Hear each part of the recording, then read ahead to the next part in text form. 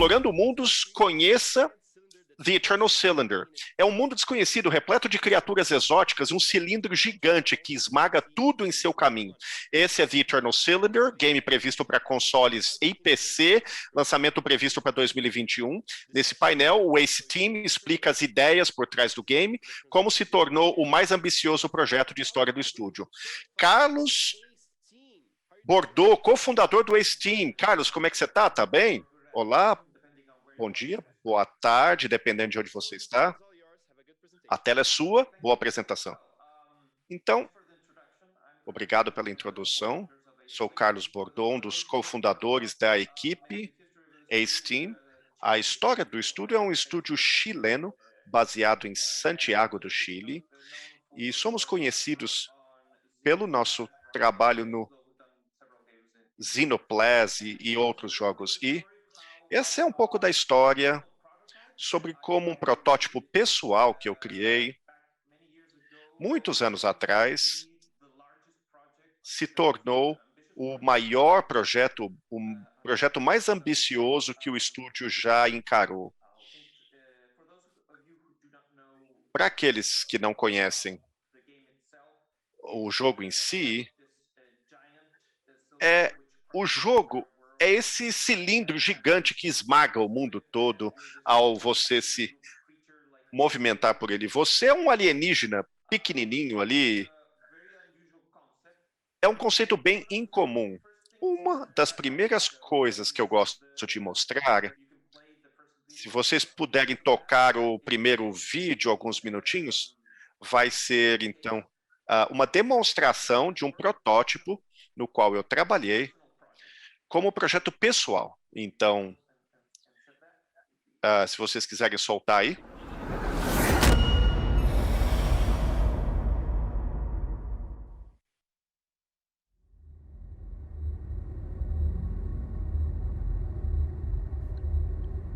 Em algum lugar não revelado, em algum desconhecido.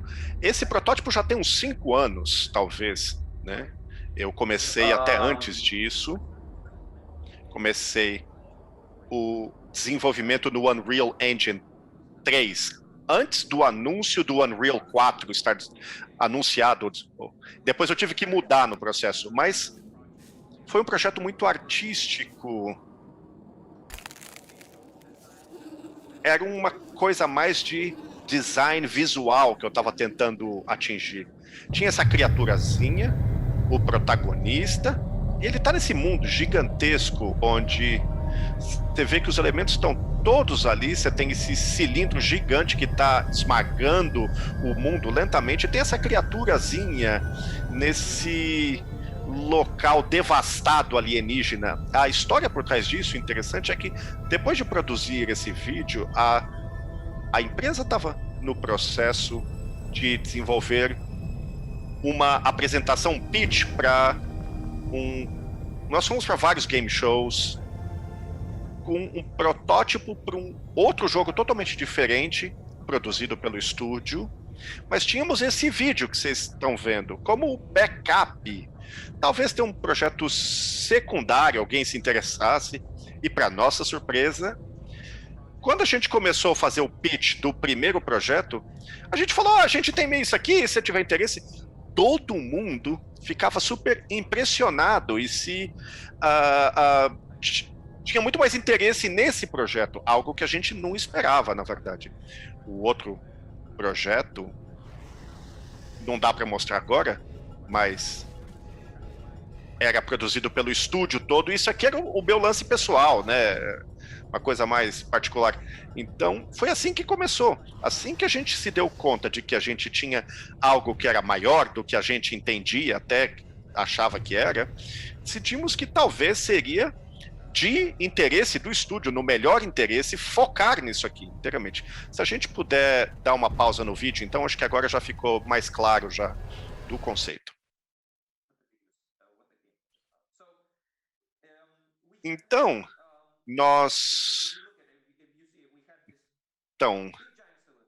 tem um cilindro gigante e criatura pequenininha, criaturas pequenas esse terreno alienígena exótico e todo mundo assim, nossa, que coisa impactante, a parte visual e tudo mais.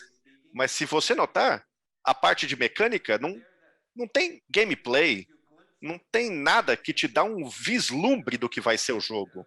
Não havia conceito, quem já viu o game, as criaturas podem mutar, tem um mecanismo de sobrevivência, nada estava projetado naquela altura. Era um negócio assim, super, um protótipo visualmente impactante, né?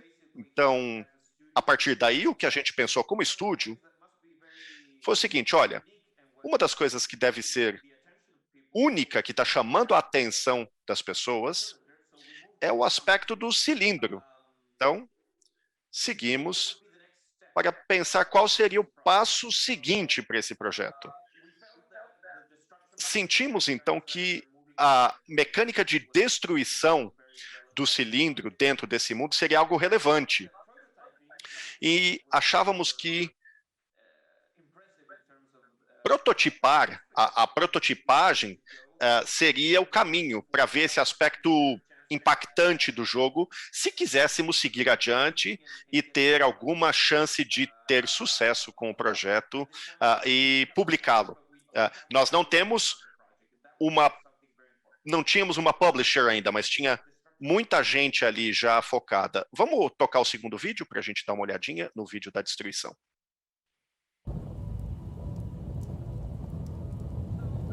Então, repetindo, como eu mencionei antes, a gente entendeu que o que a gente tinha que fazer era demonstrar da melhor forma possível todas as mecânicas de destruição, o que dava para fazer nesse ambiente alienígena. Então criamos uma área pequena na qual nos concentramos, sabe, a criatura redonda ali, e o cilindro lentamente arrebentando com as coisas. Então, do momento daquele primeiro vídeo que eu mostrei, foi publicado na internet, apresentando o projeto para ver se o pessoal estava interessado, mas a essa altura a gente já tinha mudado o ritmo, né? Olha, vamos ver se a gente consegue fazer um game disso aqui mesmo. Então, a gente montou essa demo de destruição, né? E a realidade é que esse aspecto do jogo era importante, mas não é o cerne do projeto, a parte central. Como um estúdio de games, você quer mostrar tecnologia, capacidade de trabalhar com engine e ter algo que seja visualmente assim impactante, o lado tecnológico do que você está fazendo. Mas depois a gente se deu conta de que a demo da destruição não era tão importante assim em relação ao porquê que o projeto estava angariando tanta atenção. Então, era mais do que um conceito, é incomum uma coisa. Acho que esse é um caso claro, repito, de que nessa indústria, nesse segmento, a quantidade de projetos que vemos hoje em dia é importantíssimo ter uma proposta singular, única, algo que se destaque, que se sobressaia em relação a todo o restante que está por aí. Como vocês notaram, mais uma vez, não mudou tanto assim quando a gente estava mostrando um pouco melhor ali o aspecto todo da destruição do jogo, de forma mais detalhada. Mas como vocês notaram, o personagem saiu dessa área pequena, mais fechada, e fomos para uma terra assim, ali um deserto, uma área devastada. Então, dá para ver outros personagens rodando ali, correndo em círculos, mas ainda não há mecânica de jogo ainda, né?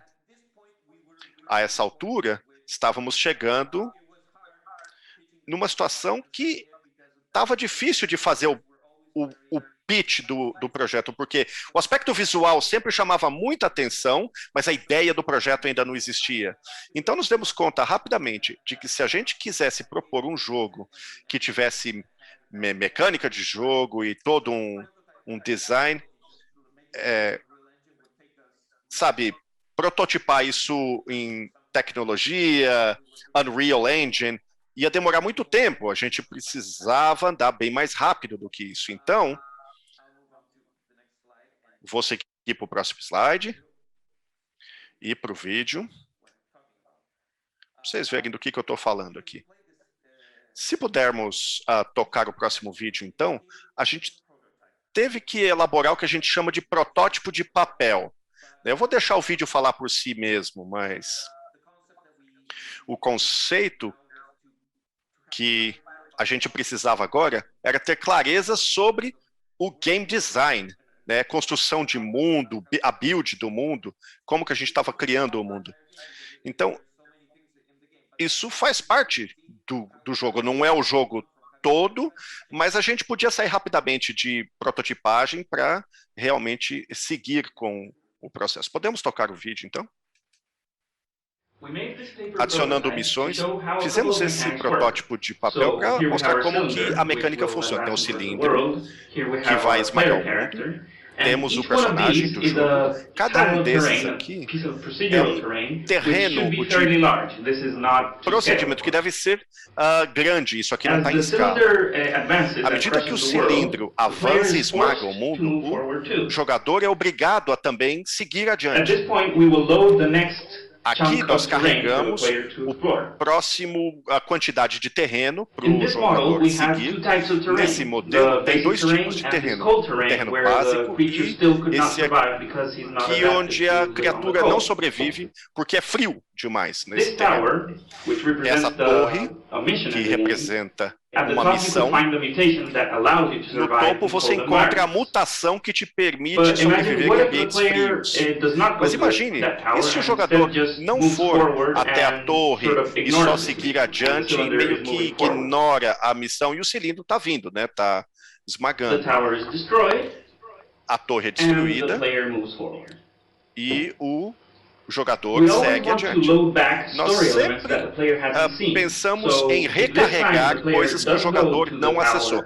Então, se dessa vez o jogador for para a torre, para essa missão, quando ele conclui a missão, ele vai ter o upgrade que permite que agora ele entre no terreno de neve. E aí podemos carregar outros tipos de terrenos frios, porque agora ele tem o upgrade que permite ele navegar no terreno frio. Tem outros tipos de desafios que não permitem, com pequenas mutações, o jogador pode passar nesses terrenos também. Mas outra pergunta, o que acontece se o jogador quiser se afastar do cilindro e ignorar todos esses perigos? No fim das contas, haverá grandes predadores que não permitirão que o jogador siga naquela direção, porque eles sempre estão a uma certa distância do cilindro. Sempre dá para controlar se é mais estreito ou largo. No tutorial, a gente quer que o jogador encontre certos objetivos, mas em outras partes, a gente pode projetar um mundo muito aberto e o jogador, se ele quiser explorar para cá, a gente carrega mais terreno naquela direção. Muito obrigado por assistirem. Então, esse foi só um aspecto do jogo que nós tivemos que focar, no qual nós tivemos que focar, que é como o jogo progride, porque é tão diferente quando você está tentando criar um jogo que tem um design de mundo aberto, né? E você tem basicamente uma linguagem ali horizontal e você não consegue revisitar áreas. Então, isso quer dizer que nós tivemos que aumentar esse ambiente procedural que é constantemente destruído, continuamente, e eventualmente nós tivemos que definir ou desenvolver esse jogo no qual você tem um ambiente infinito, sempre indo adiante, porque basicamente a gente não tinha, você não tem clareza em relação a quanto o jogador vai ir para frente. Então, tem alguns aspectos desse vídeo que é bem antigo, foi produzido simplesmente para explicar alguns aspectos do design de jogo para os publishers, então não é, na verdade, como acabou sendo a maior parte do jogo, mas é um exemplo de como, às vezes, no processo de desenvolvimento de games, você pode necessitar sair de projetar em tecnologia para projetar de uma forma que seja clara, compreensível, usando outros meios. Um protótipo de papel frequentemente usado, às vezes a concepção de um jogo, né, vai para o papel, mas no nosso caso a gente usou ali para explicar a mecânica do jogo. Então, esse é um aspecto importante do jogo. Nesse momento,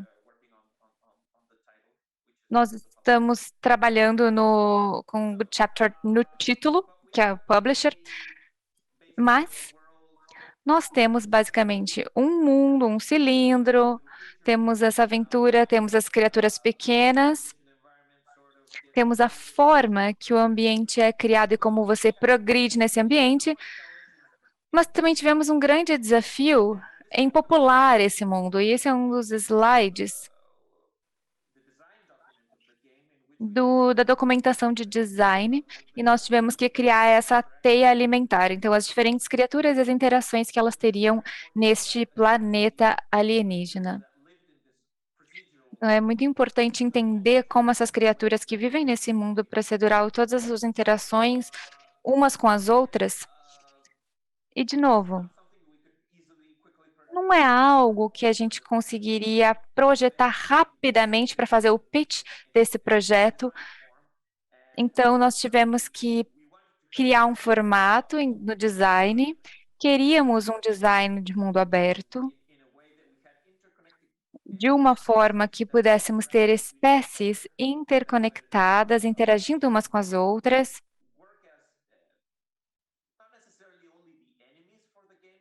Então a gente trabalhou, não diria assim necessariamente inimigos do jogo, porque ele é um jogo de sobrevivência. Desde o início a gente sabia que a gente ia trabalhar com sobrevivência, mas de uma forma muito única e diferente. Então nós precisávamos ter entidades, digamos, de interação ali para a progressão do jogo ser ainda mais interessante.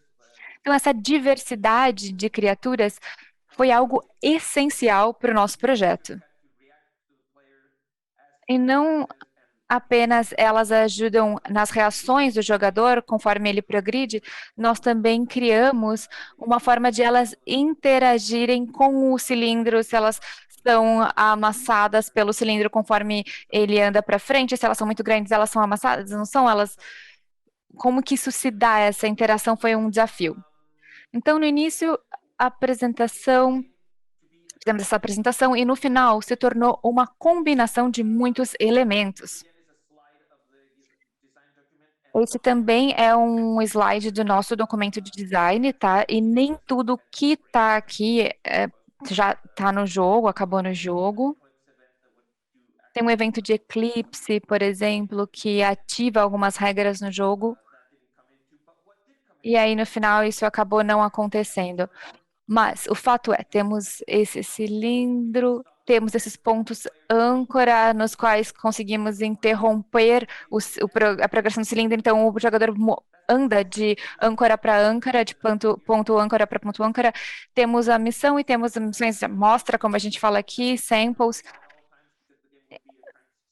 Então, nós sabíamos que a gente precisava desse ponto âncora, senão o jogo seria frustrante, né? Então, a gente tem uma área pré-projetada, na qual se chega a essas estruturas. E temos umas áreas, digamos, de touchdown, que é na qual você tem uma missão interativa e com os personagens você precisa resolver algum tipo de quebra-cabeças, lutar contra um inimigo específico, evoluir aí na narrativa do jogo. Então, esse é um resumo assim, ó, bem curto desse processo pelo qual nós passamos para chegar na concepção do projeto. E, em resumo, é um projeto super visual, que começou como um projeto pessoal, que acabou chamando a atenção das pessoas num estágio conceitual. Eu acredito que o que é interessante que a gente tirou disso é que, às vezes, ter algo muito, muito único, se destacando da multidão, algo realmente distinto, diferente, pode habilitar um projeto e te dar uma oportunidade não esperada de seguir isso adiante. Então, o ponto de partida é sempre recomendado ter algo realmente diferente, porque às vezes a indústria é muito homogênea, né? Temos muitos projetos que são similares, são parecidos, então é bom ter algo realmente diferente, que se destaque. E foi o que permitiu esse projeto aqui iniciar e seguir adiante. E é isso, muito obrigado. Estou aqui para responder as perguntas de vocês. Beleza, então vamos começar o nosso Q&A rapidinho. Tem uma pergunta aqui. Não temos o nome, mas a pergunta é assim: eu adorei como os aliens são tão únicos. Qual foi a sua inspiração principal para a criação dessas criaturas e suas mecânicas de mutação? É. As criaturas, eu acho que vêm dessas mentes problemáticas dos fundadores do estúdio Ace. Então, esses três sempre têm um histórico, né, de designs esquisitos.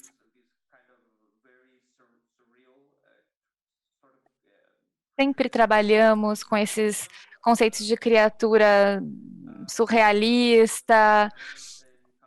Acho que o surrealismo em si, quadros, talvez pinturas. No início do projeto, para mim, pelo menos, conforme estávamos trabalhando no Xenoclash 2, então um tempão atrás, nós estávamos olhando trabalhos de arte bem surreais, trabalhando com formas monolíticas, gigantes, esse tipo de coisa. Mas as criaturas em si, um cantinho aí demenciado, um parafuso a menos aí nessas três cabecinhas que criou essas criaturas. Ok, vamos lá. Próxima pergunta. O jogo vai ter um co-op mode ou um multiplayer? Muito interessante essa pergunta. Já nos foi perguntado antes, nós pensamos nisso no início, mas não. Acabou ficando demais para o projeto, né? Porque esse projeto é gigantesco para a gente. Então, os desafios de ter esse mundo completamente destruível, um mundo aberto, todas as áreas para as criaturas são distintas, são únicas. Então, esse jogo já está em produção há mais tempo do que qualquer outro jogo que fizemos, e eu não consigo imaginar a quantidade extra de trabalho que seria necessária para multiplayer. Então, no momento, não pensamos nisso. Beleza, nossa última pergunta. Quais são os próximos passos dos desenvolvedores para este jogo? Recentemente, tivemos uma versão beta muito bem sucedida, ficamos muito felizes com ela, porque nós lançamos essa beta que as pessoas podiam ali entrar, fazer seu cadastro. Imaginamos que íamos ter 25 mil pessoas interessadas, na verdade, vemos 3 vezes esse número, então muitas pessoas interessadas no projeto. O processo beta terminou. E agora nós estamos nos últimos estágios de afinar mesmo o projeto.